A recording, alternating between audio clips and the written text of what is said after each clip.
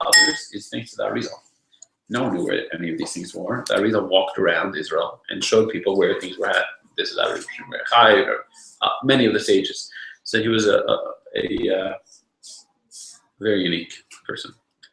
They say about him that when he came to Tzfas, they saw the Kabbalists saw a pillar of fire that separated between him and all the others. A totally different caliber of a person. And all of the writings of Chassidus, including the Tanya, are all very much based on that Arizal's teachings. Okay, so I think we can start. Yeah. I did started already. Oh, so, okay.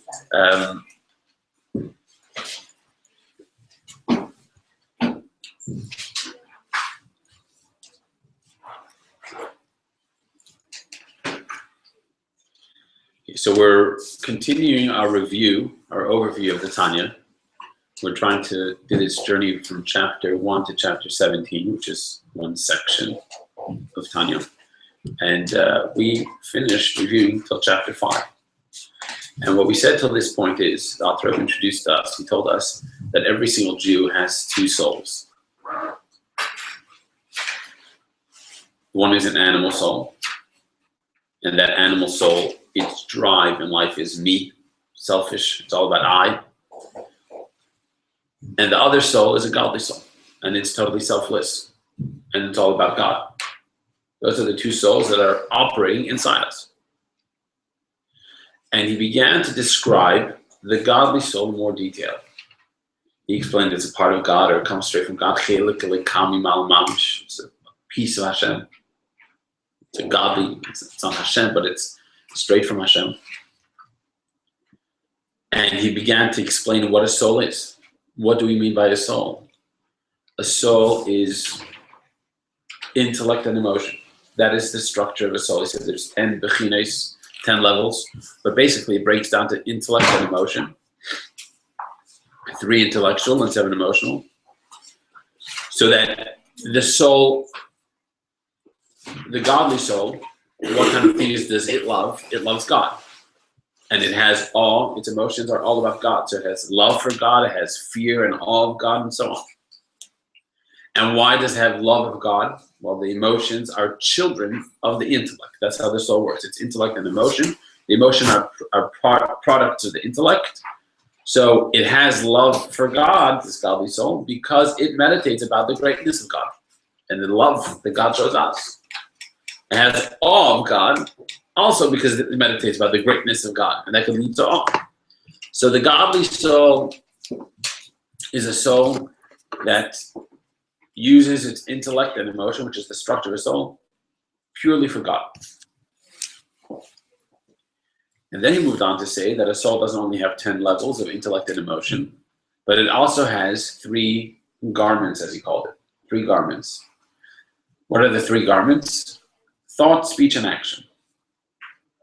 And these are tools that the soul uses to express itself.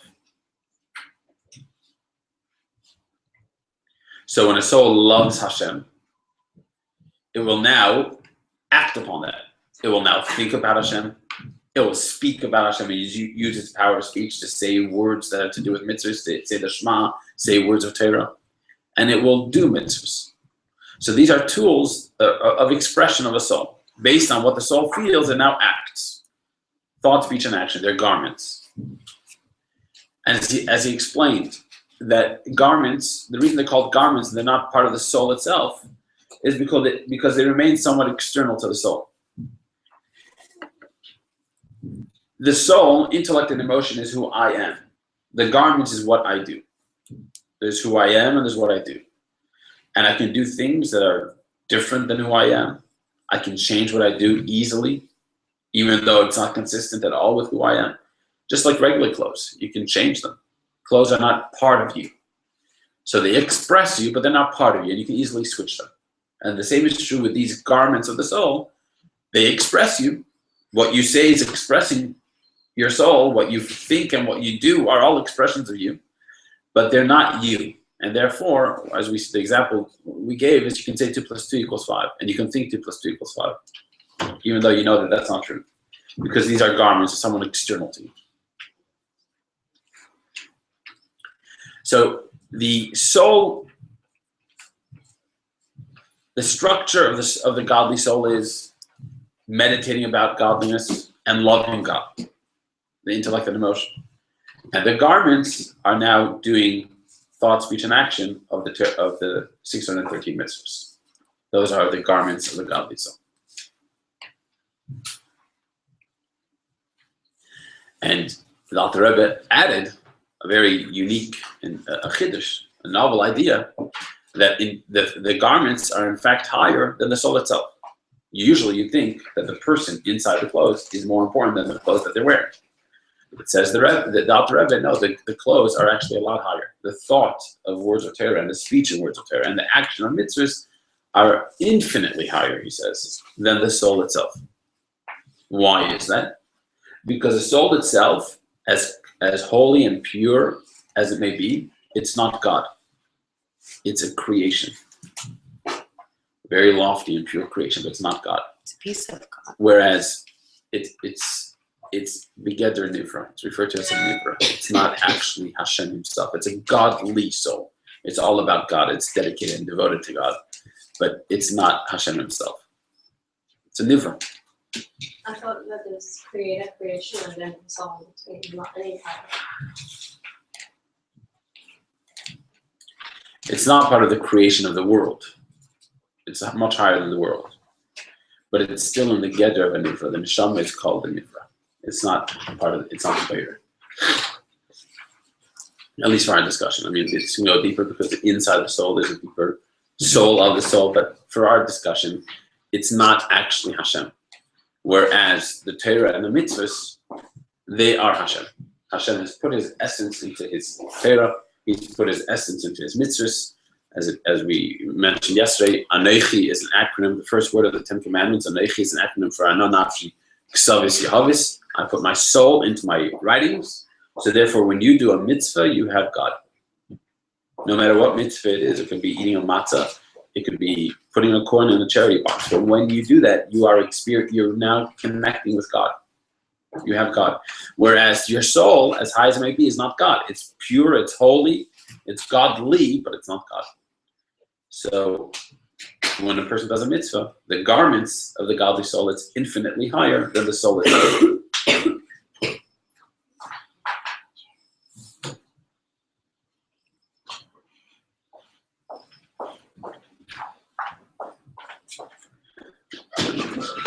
I didn't mention this yesterday, but the Baal Shem Tov gives an example to bring out this point. He says that when you see a poor person, and the way that you should give them charity, according to Jewish law, is that you should initiate. You should take the coin from your pocket and give it to the poor person. So that's simply because that's what it means to be kind. That's real charity. Don't wait until they beg from you. But according to Kabbalah and according to Chassidus, there's a deeper reason. The deeper reason is because when you are giving charity, you're creating an energy of God. The coin is a yud. It's in the shape of a yud. And your hand has 5 fingers, which is hey. The numerical value of hey is 5. So you have yud, hey. Then your arm is a long line, which is like a vav.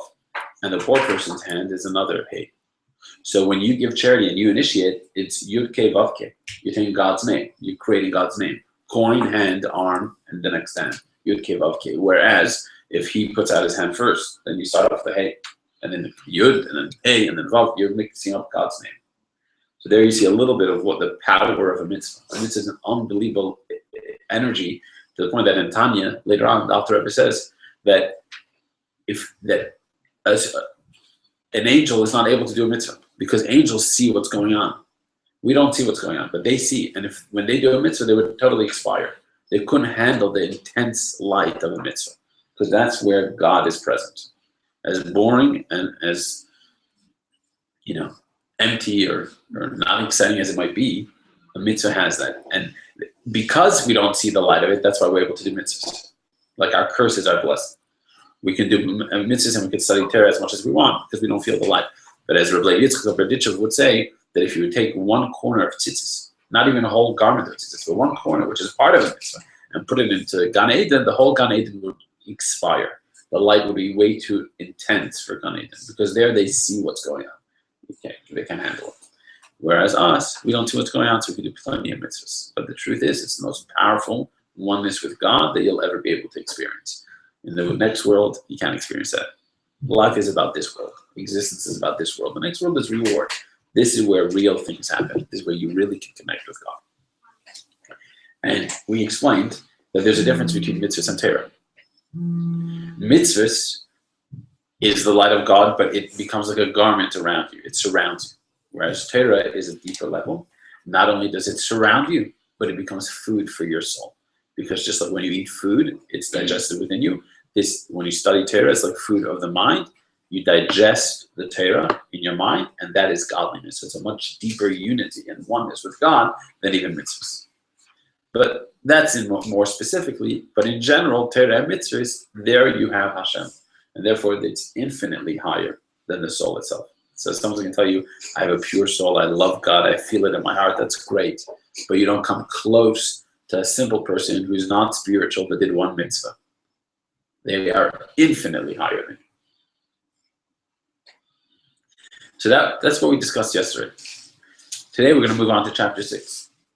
And in chapter 6, the Alter Rebbe continues to explain the animal soul. We described that godly soul, what its drive is, what its structure is, its garments, the advantage of the garments over the soul itself. And now we move on to the animal soul.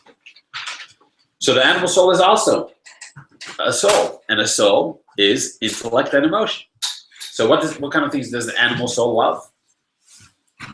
Anyone? What kind of things does the animal soul love? Materialistic, physical things, right? Animalistic things, that's what it loves. Why does it love them?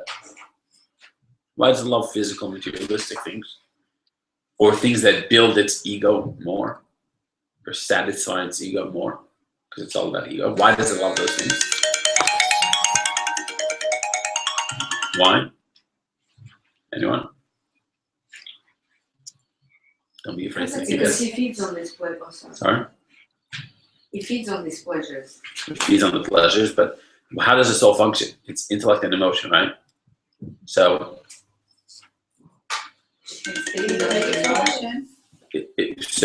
if it loves physical pleasures, so why is that happening? Because in its intellect, it understands these to be good.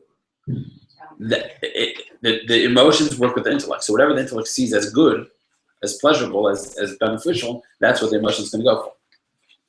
So the animal soul understands certain things that are not good as good.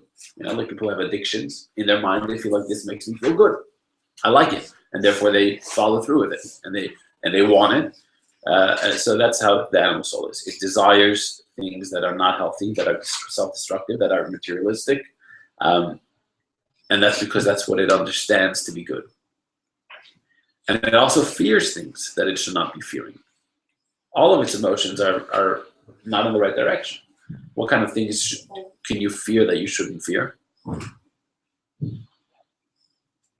The animal soul? Yeah. What would be an unhealthy fear? Godly things. Well, that would be a good thing. We're talking about the animal soul. No, the animal soul would fear godly things. That would be a good, but then that's good to fear God. To have awe of God. What's an unhealthy fear, unhealthy awe? Fear of change. Fear of change. Pushing Fear yourself. of change, fear of pushing yourself, fear of what the other person's going to say, being intimidated by other people. These are all things, these are fears that come from the animal soul. They're unhealthy fears based on the fact that in your mind you think that I have to be intimidated by what other people say. If society says this isn't a good thing to do, well, I have to be intimidated by that. Even though I'm a Jew and God says that this is the way I should live my life. Or in the land of Israel, the world says that it doesn't belong to us, and we have to give in. But Torah says not. So if you're intimidated by the world, if you have the fear of the world, then that's an animal soul, awe and fear. So this is the animal soul. It's also a soul. So it's intellect and emotion, but it's misguided intellect and misguided emotion. It loves and is afraid of things that it should not love. It's attracted to things it should not be attracted to. And it has awe of things that it should not have awe of.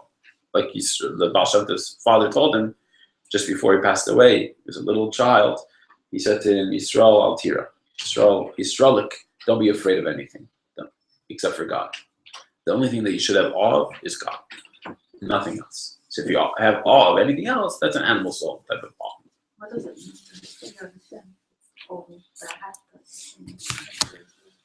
You have to have love and awe.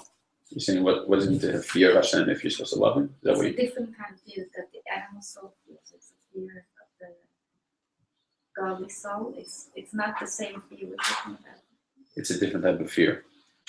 It's more of like a respect and awe. You know, if there's a great person that walks into the room, you have a certain respect for them. You feel at loss or nullified to them. So this is the type of awe, a healthy awe that a person went down with Hashem. You say about one of the, you say about the Nachman of Breslov, I think they said about him, that when he was a little child, if he ever did something that wasn't 100% right, as a little kid, he would blush, he would turn red, because he was embarrassed of God. He knew the fact that God was watching was such a reality that, like, you would be embarrassed in front of a person. He was embarrassed of God. That's an awe. That's a healthy awe. But here we're talking about the animal soul, where the awe is an unhealthy one. It's a soul, has intellect and emotion, but not in the right direction. And just like the godly soul, it also has three garments, tools of expression. So it loves certain things, and when it acts upon them, it thinks about them, it speaks about them, and it does them. And those are the garments of the animal soul.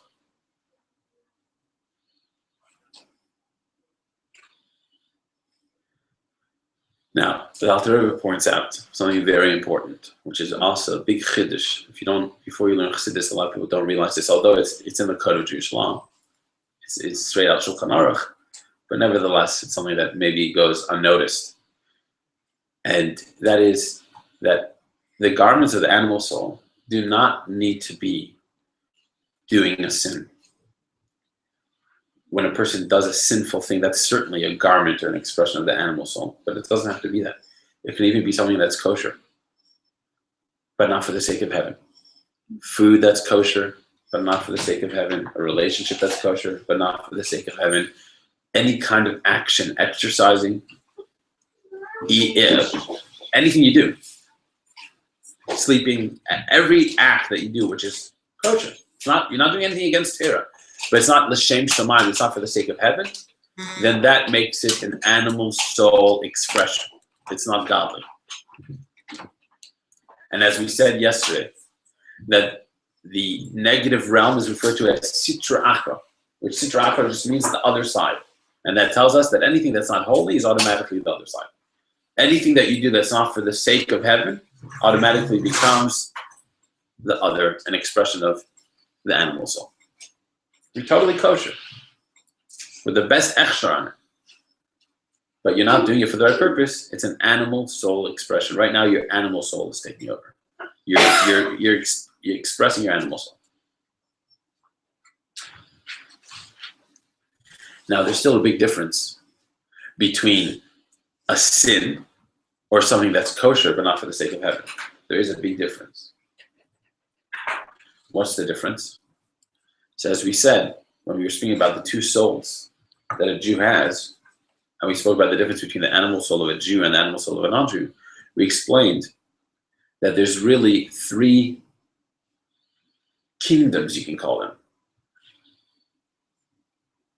Meaning, everything in this world, just a little bit of a drop of background information just to bring out this point. Everything in this world has a soul in it. Nothing exists without a little battery, a spiritual battery. If it doesn't have a battery, it's not here. It has to have energy inside it, godly energy. But there's three different service providers, three different energy providers. There's the holy realm. The holy realm means anything that's nullified to God, it's getting its energy directly from God. But then there's two other energy providers, which we discussed yesterday, and they are the unholy realm. It's still coming from God, because all energy comes from God. But the difference over here is that it's concealed. It doesn't give away where it's getting its excuse me. It doesn't give away where it's getting its energy from. So one of them is klipas noiga, which means it's covered over. There's energy inside this thing, but it's coming from God, but it conceals that. It hides the fact that it's coming from God, but it's not totally hidden. There's still some light. It's not completely hidden. It's not completely evil. And that's the source of the Jewish animal soul, as we explained. And then the third energy provider is the three unclean klippas, the three unholy klippas. And they are total evil, or totally unholy. And they totally conceal godliness. They deny God is giving them their energy. And that is the source of the non-Jewish animal soul. So in our discussion, there's in the unholy realm itself, there's two categories. There's klipas noiga, which has some light in it. And so the klipas noiga is the source for the kosher food that you're eating that is not for the sake of heaven. When you eat kosher food, but it's not for the sake of heaven, what energy is that food coming from? That's klipas noiga. It's not the most unholy realm.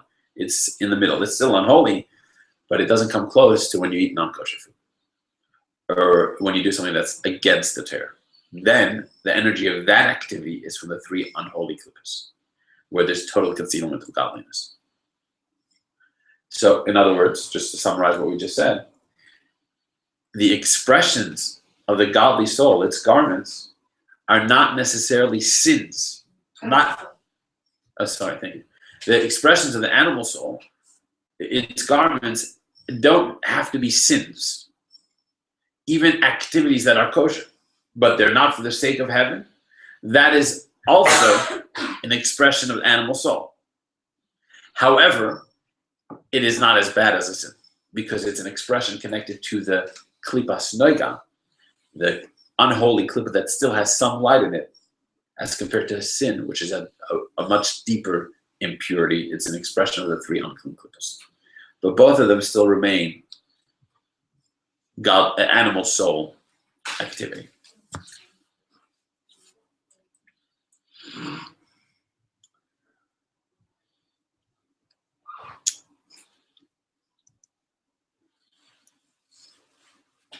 The Alter Rebbe continues to explain that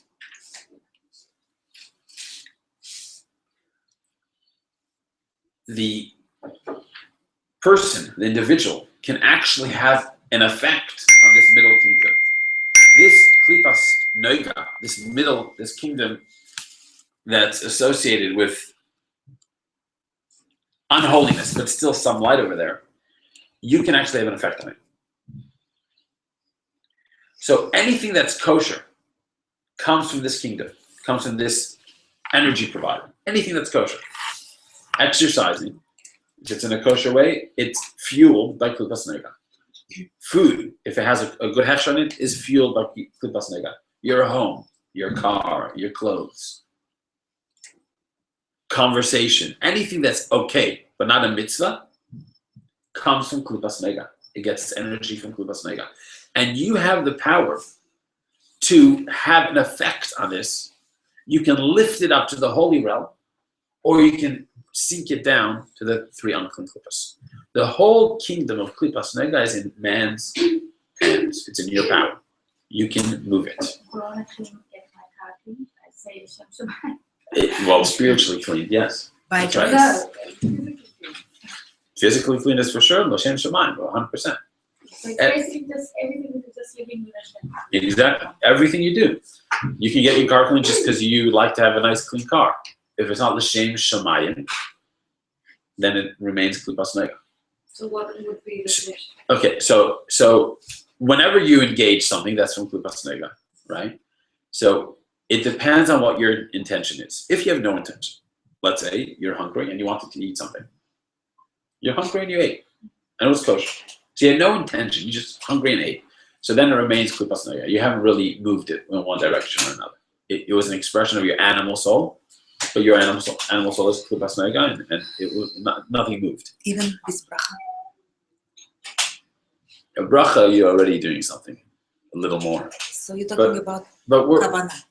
but we're gonna go more than just a bracha. We're talking. What's your feeling behind it? What's your intention behind it? I put my makeup on in the morning. I don't think that. I mean, like So you how can do make you it. train yourself to? Yeah. So you have to learn Hasidus. That's how you train yourself. There's no question about it. That you have to learn it again and again and again.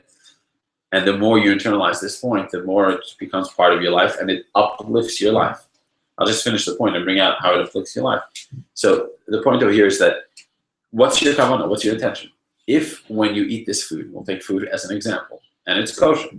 So you have in mind that you're using this food, the energy you're going to get from this food, in order to learn Torah, in order to watch your kids, which is your responsibility. You have to watch and raise your kids. In order to be a good friend to another person, you have to spend time with them. You need to help them out, and if you don't have a meal, you won't be able to hear a word that they say. But if you eat well, then you'll be able to help them in order to go and do your work, whatever it is. Or even more so, in order to celebrate Shabbos or celebrate Yom Tov. But it's connected to a mitzvah. So then you've taken this food, which is from the realm of Klipas Nega, and you've elevated it to the holy realm. And you made this world a better place.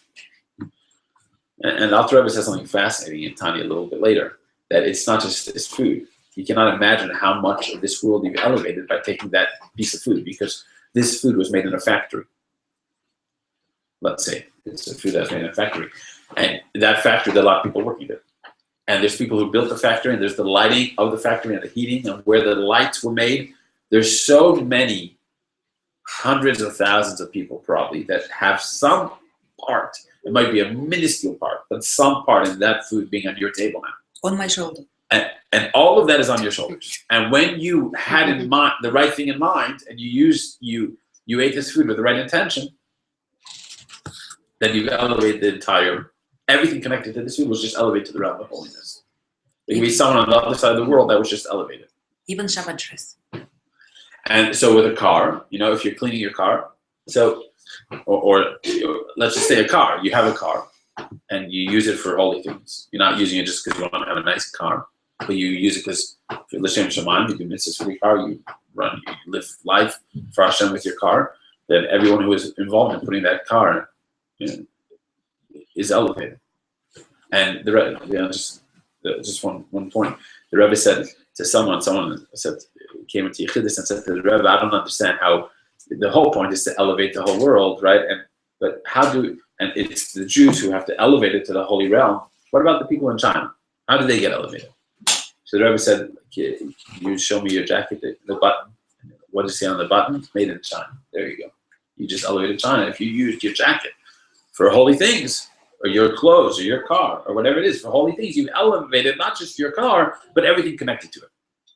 That's one option. Then there's another option. Let's just take a question. I just want to know, do you have that separate kavanah every single time, or is it general? Your life is kedusha, like you're living life to serve Hashem. Does it have to be individual every single time you do something, or do you know that your whole life, your cleanliness of your home and your family and yourself and everything is to serve Hashem? Yeah, I think that's right. That it's the general kavanah, but that's assuming that remains the kavanah. But what happens if, let's say, a person finds themselves eating and, hey, there's a different kavanah going on over here. It really looks good and I'm enjoying it. So then, obviously, you have to recheck, check in on your kavanah. So I don't know if So we had this discussion in conference, so I'm asking. Yeah.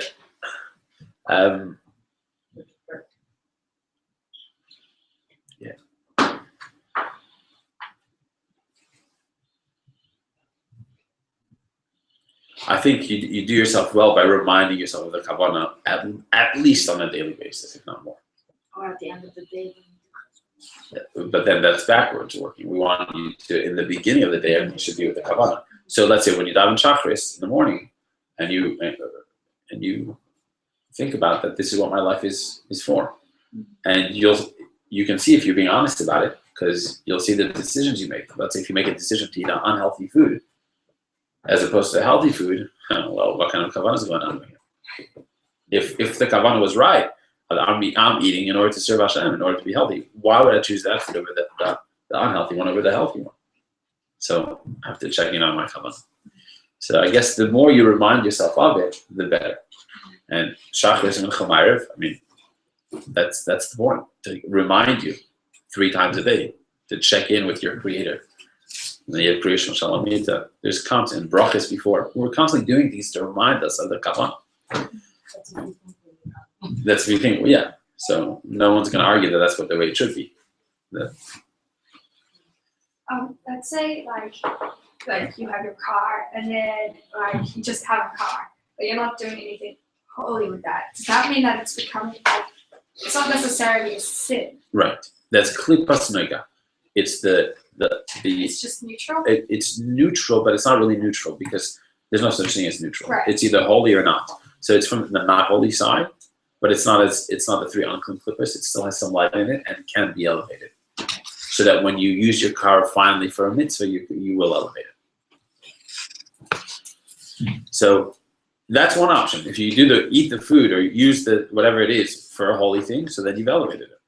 The other option is that you can indulge. You do have an intention, and your intention is to indulge, to have a good time, just to enjoy yourself. And then you've lowered the energy of that food. You've lowered it into the three unclean klipas. Anytime you indulge, you use something just for your benefit, to have a good time. You're not eating because you're hungry and you need to eat. Then it remains klipas noga. But you're eating maybe because you're hungry, but you also have the intention to just enjoy it, nothing to do with God. Then you've lowered the energy of that food into the three unclean klipas. And the problem over here is that food becomes your flesh and blood. That's your flesh and blood is made out of the food that you eat.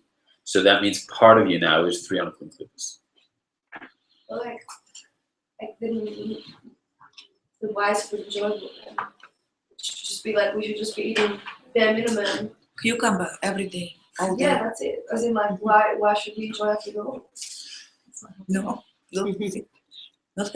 Listen, Cucumber. it's okay. There's free will. You can answer that. There's free will. Otherwise, Okay. but furthermore, when we say for the sake of Hashem, it's more complex than just you can enjoy your food for the sake of Hashem also. The Tanya brings an example of a certain sage that said he was asked a question and he could not answer the question, and only the next day he answered the question, and he explained to his student that the reason why it took me today, I could only answer the question today, is because I finally had a good piece of steak and some really good wine, and that opened my mind. I was able to answer. So a person there is such a thing as enjoyment for the sake of God also. But it has to be for the sake of God, not to indulge. So it's a bit tricky. Confuse us. Confused? Yeah, must be. It's tricky. You have to know, you have to be honest. You could enjoy, if you know that you'll enjoy something and it's going to put you in a good frame of mind, then and you're doing it for that reason, not just to enjoy it, then you've elevated to Kedusha. Why do you want to be in a good frame of mind? So you can be a better, whatever you are, better spouse, better parent, a better student, a better worker. So then that's elevating you. You've used enjoyment. Adra, we want you to use enjoyment in a good way. God created enjoyment, He created pleasure, but we want it to be used in the right way for the sake of heaven. But as we said, the other way is when you enjoy just to enjoy, nothing to do with the sake of heaven, so then you've lowered its energy into the three unclean klipas, and that becomes part of your flesh and blood. So you have an energy of three unclean klipas inside you. However, this is not as bad as if the example we're using is food. It's not as bad as eating something not kosher. If you ate something not kosher, it's a three unclean klipas. It's not kosher, and it's part of you and cannot be elevated. Whereas if you ate something that's kosher for the wrong reason, it's just to indulge, so you lowered it to the three unclean klipas, and that's not part of you, but because it's kosher, which in Hebrew is called mutter. Mutter comes from the word untied. It's an energy that's untied and can always be elevated. Once you do teshuvah, you can elevate it. That's what mutter means. And asur, which means prohibited, asur also comes from the word tied down. It's tied in the hands of the klippa and cannot be elevated. This is in three unclean klippas. So there's a big difference between indulging in kosher food and eating not kosher food. The kosher food that you indulge in can eventually be elevated. You can get that three unclean klippas energy out of you and elevate it by doing teshuvah, by repenting, returning, changing your lifestyle. And If you eat non-kosher food, then you have flesh and blood that's part of you, and it's in the hands of the three unclean klipas, and you cannot elevate it. And that's even when we say osir, it's tied down. That's even if you thought it was kosher. Could be you had a piece of food and you thought it was kosher. Not only did you think it was kosher, your intention of eating that food was for the sake of heaven. And not only was your intention of eating that food for the sake of heaven, but you went ahead and did that. You went and learned something with the energy that you got from that food. Nevertheless, it's osir food, and it's locked and tied in the hands of heaven, in the hands of the klipa, and you cannot elevate it until Mashiach comes. Or, Dr. Rebbe says there is an exception, a very, very high level of teshuva called teshuva me'ahava. That can even take sins and turn them into merits. There's such a thing as a person taking their averos, sins that they did, and turn it into mitzvahs. Not just erase them, but turn it into mitzvahs. So that's a very deep type of teshuva, where you use your past sins to become a better person. If I'm not mistaken, the Rebbe gave an example for this, because a lot of people said they became Baalei Teshuva and they weren't eating kosher for many years. And now you're telling me that my flesh and blood is the three unclean klipas. So how do I make up for that? So if I'm not mistaken, the Rebbe said that when you use your past of eating not kosher to inspire someone else to start keeping kosher, then you're using that darkness for light. That's teshuva me'ahava, and that elevates even the three unclean klipas. So an intense or unique type of teshuva can even elevate that. But the normal teshuva cannot elevate that. It could elevate food that was consumed, kosher food that was consumed just for pleasure.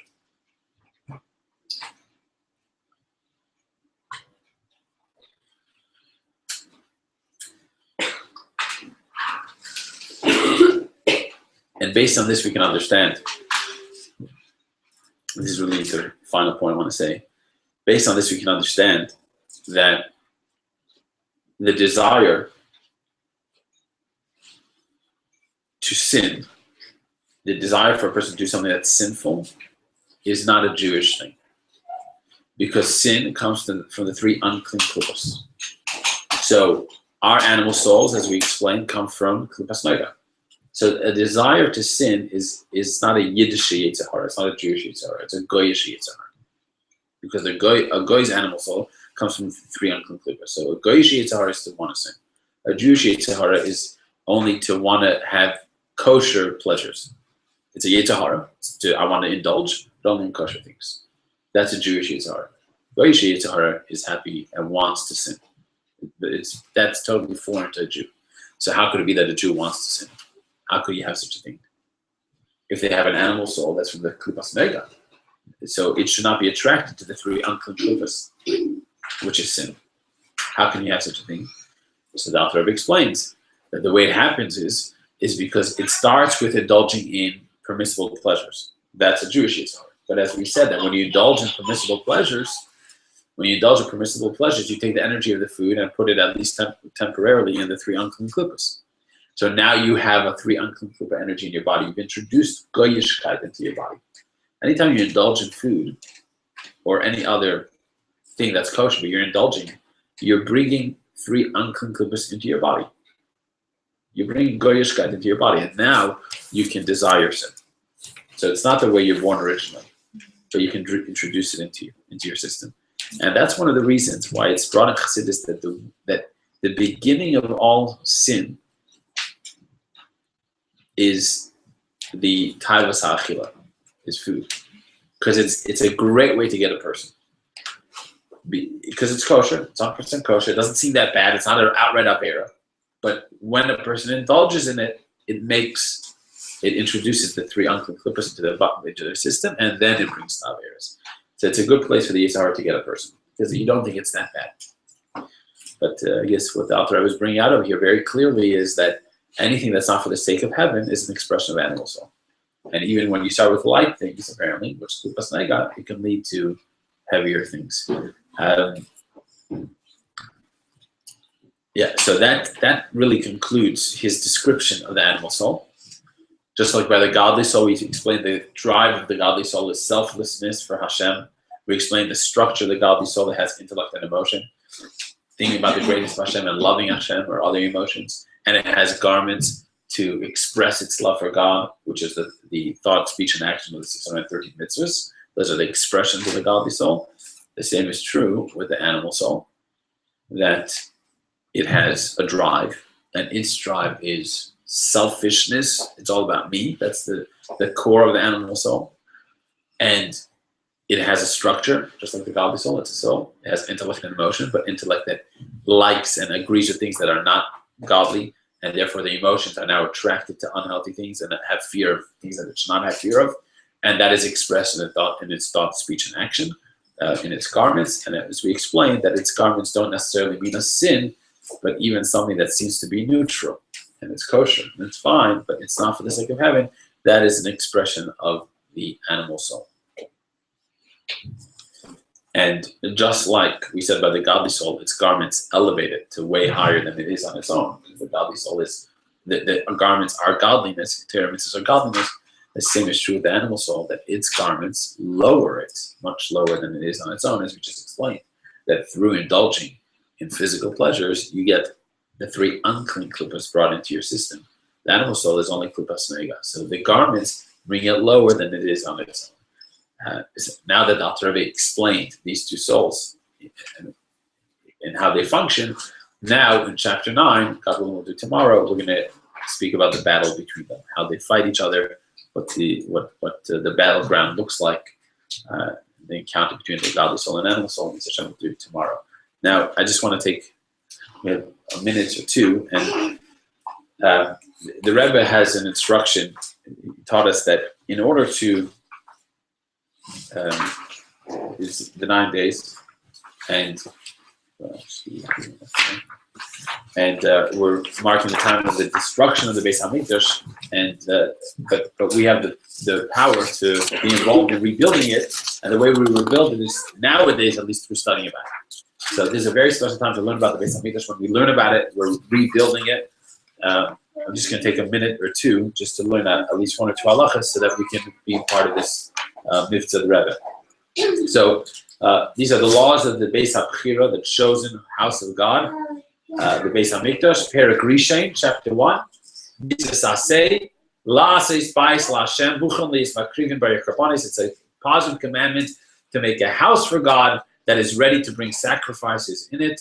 We have to celebrate there 3 times a year. Pesach, Sukkot, and Shavuos. As the verse says, you shall make me a mikdash. So that's a positive commandment to make a Beis HaMikdash. We already see in the Torah about the Mishkan that Moshe made. That was only temporary. As it says clearly that the long-term resting place did not take place. It was not in the desert. It was only in Israel. One more halacha. Once the Jews got into the land of Israel, they built a Mishkan in Gilgal, for the 14 years that it took them to capture the land of Israel. 7 years they captured, and 7 years they divided. So for those 14 years, they had a Mishkan, a temporary home for God in Gilgal, a place called Gilgal. And from there they came to Shiloh. There's actually someone here fundraising down in town from Shiloh. And Uvanu Shambai Shalavanim in Shiloh, they built actually a home out of stone, unlike skins and more temporary things that the Mishkan was made of in the desert. And even in Gilgal, once they came to Shiloh, they made a home for God out of stone. The first few years on Mishkan Olam, they used the skins of the curtains of the Mishkan that from the desert. Did not have a roof. The Mishkan stood in Shiloh for almost as long as the Beis Hamikdash stood. It was 369 years in Shiloh. When Eli passed away, the Kohen Gadol, then it was destroyed. Then they came to Noiv. In Noiv, they built a sanctuary. When Shmuel passed away, it was destroyed. Then they came to Givain. They built a mikdash there. And from Givain, they came to the final resting place of the Beis HaMikdash. We made Noiv, Givain, Sheva, V'chamishim Shana. Noiv and Givain together with 57 years. So there was the Mishkan in the desert. Then the Jews came and built one for 14 years in Gilgal. 369 years was a Mishkan in Shiloh. That was the longest Mishkan. 369 years. finally destroyed in the days of Eli, and then there was Noam and Gimel, which was 57 years together, and then after that they moved to the Har HaBayis, where they built the Beis HaMikdash. And as we'll see, maybe we'll learn a couple of halachas tomorrow, that once it was built there, it cannot move anymore. They destroyed it at this time. After Eli. They had the different enemies at different times. The Philistines, the Jews always had enemies that were ready to make trouble. Okay, so Mitzvah will continue tomorrow. Have a great day. Yeah. Thank you.